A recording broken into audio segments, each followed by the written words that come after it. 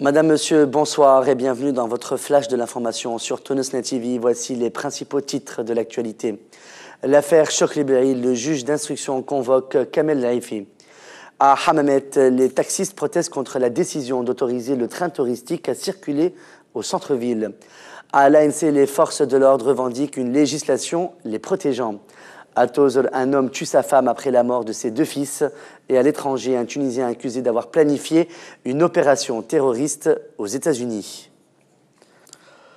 Le porte-parole du comité de défense dans l'affaire de l'assassinat de Chokri Belhaïl, Nizar Snoussi, a annoncé ce vendredi 10 mai qu'à la demande du comité, le juge d'instruction en charge de l'affaire a envoyé une convocation à Kamel Laifi, un cadre de NAR à la rentrée de France après la Révolution.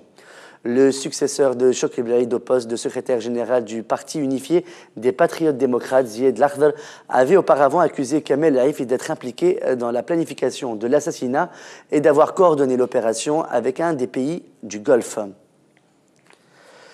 Des représentants de partis politiques protestent ce vendredi 10 mai devant le tribunal cantonal de Sbikha dans le gouvernorat de Kérouan contre la mise en accusation de deux militants, l'un d'El Jumhouri et l'autre du Front populaire et du chef du chantier de travail de Jbel Ben Ma'amr.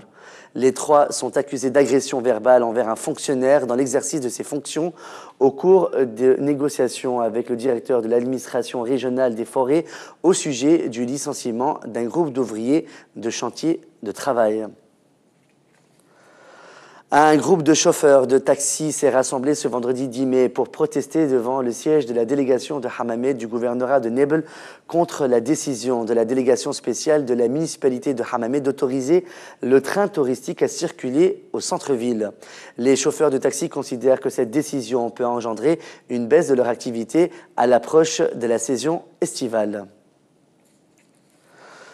Les unités de la police secours de Merdeïa, en coopération avec les agents relevant du poste de police de Rjish, ont démantelé un réseau spécialisé dans les cambriolages composé de 7 mineurs. 5 des membres du groupe sont en fuite et des biens cambriolés ont été saisis, indique une source sécuritaire du gouvernorat de Merdeïa. Un certain nombre d'agents de forces de l'ordre de divers corps de l'institution sécuritaire et de simples citoyens ont observé ce vendredi 10 mai un sit-in de protestation devant le siège de l'Assemblée nationale constituante et revendiqué une législation protégeant les agents de police. Les protestataires expliquent cette demande par les risques encourus dans l'exercice de leurs fonctions, notamment après les explosions de mines dans le Jbel Charambe. Les forces de l'ordre appellent l'Assemblée nationale constituante à adopter rapidement plusieurs projets de loi concernant l'institution sécuritaire qui doit, selon eux, rester à l'écart des tiraillements politiques. Le mouvement de grève générale prévu ce vendredi 10 mai à Menzel Bourguiba dans le gouvernorat de Bizerte n'a finalement pas eu lieu suite à l'appel au retour au travail lancé par la direction générale de JAL Group. Le secrétaire général du syndicat de l'Union des travailleurs de Tunisie à JAL Group, Ahmed Slama, a ajouté que la direction générale de l'entreprise est prête à négocier avec tous les syndicats représentés. Un meurtre a lieu à Dgesh dans le gouvernorat de Tozeur où un homme a tué sa femme âgée de 27 ans selon notre correspondant. Selon les informations préliminaires obtenues, le premier accusé dans cette affaire est en fuite et les agents de sécurité le recherchent. Pour rappel, cette famille a récemment perdu ses deux fils. On va suivre cette affaire de près.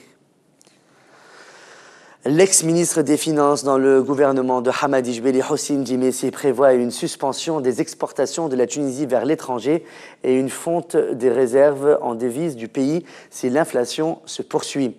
D'après une interview publiée ce vendredi 10 mai par Sabah News, Hossein Djimessi estime que le montant des salaires à payer par l'État dépasse de loin le rythme de croissance de l'économie nationale et le versement de nouvelles augmentations ne pourrait qu'amplifier le phénomène de l'inflation dont le taux serait de l'ordre de 6,1% en mai 2013. L'ex-ministre des Finances considère que seule une dévaluation du dinar tunisien pourrait permettre à l'État de continuer à exporter et à rembourser ses crédits, notamment ceux contractés auprès du Japon. À l'international maintenant, le département américain de la justice a annoncé qu'un citoyen tunisien, Ahmed Abessi, est accusé d'avoir planifié des actes terroristes censés être commis sur le territoire des États-Unis.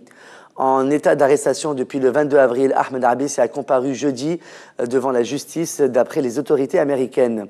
Il devra s'expliquer sur une demande frauduleuse de visa de travail aux États-Unis qui cacherait en réalité une volonté de commettre des attentats et de créer un réseau international de terroristes.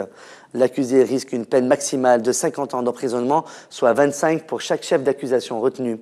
Placé sous surveillance depuis son arrivée aux États-Unis à la mi-mars, en provenance du Canada, Ahmed Abessi, 26 ans, aurait déjà rencontré à New York un autre Tunisien accusé d'avoir planifié un attentat, Chiheb Sraïr.